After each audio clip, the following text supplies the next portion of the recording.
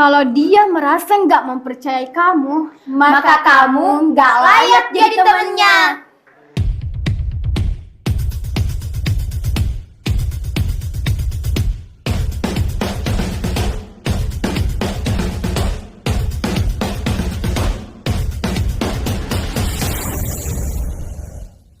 Assalamualaikum warahmatullahi wabarakatuh.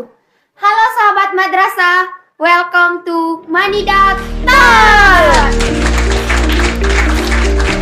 Nah, ini adalah program baru dari Jurnalistik Manidak, di mana nanti kita ke depannya akan ngobrol-ngobrol bareng, ngobrol-ngobrol seru dan sharing-sharing kepada teman-teman semua.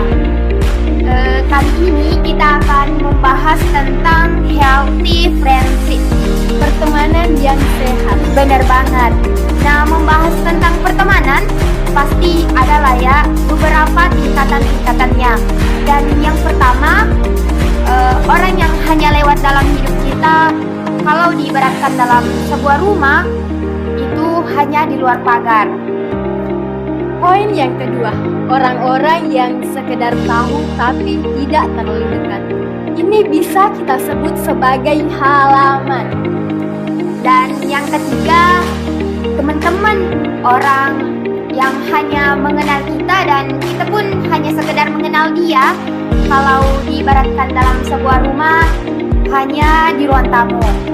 Dan poin yang keempat adalah good friends nih, atau teman baik. Ibaratnya di rumah itu masih di dining room atau ruang makan. Sudah bisa makan sama kita, ngobrol sama kita, teman baik yang ngerti kita lebih dalam. Teman yang bisa kita ajak cerita dan mengerti kita lebih dalam. Dan yang pastinya tingkatan paling atas yaitu best friend. Bestie ya. Ya dong, sahabat yang kalau diibaratkan dalam sebuah rumah, dia bisa masuk ke dalam kamar kita, melihat apa aja sih isi kamar kita. Dan sahabat juga sudah mengerti lah ya apa yang kita butuhkan. Dia juga sudah kenal kita banyak lah ya. Membahas tentang pertemanan pasti adalah ya perbedaan sahabat dan teman. Nah, sahabat itu orang yang selalu merasakan suka duka yang dialami oleh sahabatnya. Sedangkan teman adalah orang yang tidak terlalu dekat, hanya saja bisa bertatap muka hanya 1 kali atau 2 kali. Ini bisa kita sebut sebagai teman. Kalau sahabat itu lebih dekat lah ya dibandingkan dengan teman. Membahas tentang pertemanan, ada lagi nih yang namanya pertemanan yang sehat. Pertemanan yang sehat itu didasari dengan rasa saling menghormati, saling menyayangi, saling menolong apabila salah satu di antara kita membutuhkan pertolongan. Yang idealnya persahabatan ini menjadikan kita pribadi yang lebih baik lagi. Membahas tentang pertemanan yang sehat pasti ada lah ya ciri-ciri dan tanda-tandanya. Apa aja tuh? Pertemanan yang sehat itu hukumnya saling. Bukan saling begini ya. Bukan dong. Tentunya saling mendukung, saling percaya, jujur satu sama lain. Benar banget. Menjadi teman yang baik berarti harus hadir di saat teman kita memerlukan dukungan. Begitu pula kepercayaan perlu ada dalam pertemanan yang sehat. Kalau dia merasa nggak mempercayai kamu, Maka kamu nggak layak jadi temennya. Apalagi kalau sampai salah satu pihak menyebarkan informasi yang enggak. Bukan hanya itu, pertemanan yang sehat juga harus nggak ada yang merasa dihakimi. Jangan sampai kita udah ngebuka rahasia paling pribadi dalam diri kita, teman kita tersebut malah ngejudge atau ngegosip di belakang sama teman-teman yang lainnya lah ya.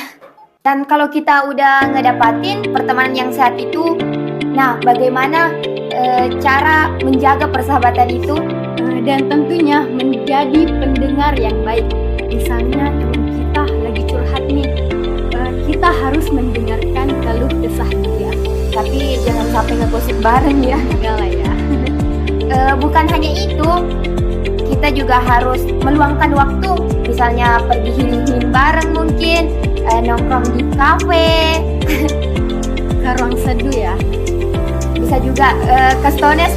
Dan biasanya dalam pertemanan itu ada lagi yang namanya circle pertemanan. Pasti teman-teman di luar sana udah pada tahu lah ya apa itu circle pertemanan. Nah, teman-teman, circle pertemanan itu adalah lingkungan pertemanan yang terdekat atau bisa disebut yang paling dekat. Bisa juga disebut sebagai kelompok pertemanan, kumpulan pertemanan yang terbatas. Kenapa disebut terbatas? Karena orang-orang di dalamnya memiliki hobi yang sama, ataupun bisa juga kita sebut sebagai kelompok pertemanan, kumpulan pertemanan yang terbatas. Kenapa kita sebut terbatas? Karena orang-orang di dalamnya memiliki hobi yang sama dan bisa kita sebut orang-orang di dalamnya itu sefrekuensi lah ya. Nah, punya circle pertemanan itu nyatanya memiliki banyak manfaat yang akan membuat kita nyaman dan bahagia. Namun, sayangnya tidak semua circle pertemanan itu baik. Ada juga circle pertemanan yang justru berdampak buruk bagi kita ataupun toxic. Teman-teman itu biasanya bergosip lah, memberikan dampak positif bagi kita dan ngejudge ataupun menjatuhkan begitu. Nah, teman-teman, lingkaran pertemanan yang positif pasti akan membuat kita bertindak dan berpikir positif. Apalagi kalau pertemanan tersebut membawa kita ke arah produktivitas. Hal ini tentu saja sangat baik untuk masa depan. Karena itulah harus diusahakan mempunyai circle pertemanan yang positif dan bisa menambah produktivitas. Ada lagi nih yang namanya inner circle. Apa aja tuh ciri-cirinya? Winner circle memiliki sikap yang positif. Teman yang positif akan mendukung dan selalu ada di saat kita butuh. Begitupun teman yang nerima kita apa adanya, bukan karena ada apanya. Nah, ada juga nih alasan lingkaran pertemanan kita semakin mengecil. Teman-teman, semakin kita dewasa, semakin mengecil pula lingkaran pertemanan yang dimiliki. Hal ini terjadi karena beberapa faktor, salah satunya masalah percintaan. Dan biasanya pun teman-teman di luar sana ditinggalkan oleh temannya karena memiliki kesibukan tersendiri ataupun mempunyai teman baru mungkin. Dan sebagai contohnya, kita bisa lihat dari persahabatan Arafah dan Fatin. Mereka itu sangat solid, Saling melengkapi dan memberikan aura-aura yang positif. Nah, itu dia tadi guys, bincang-bincang seru kita. Semoga bermanfaat bagi teman-teman semua. Dan jangan lupa like, comment, subscribe, And share sebanyak-banyaknya. Sekian, see you in the next video. Bye. Assalamualaikum warahmatullahi wabarakatuh.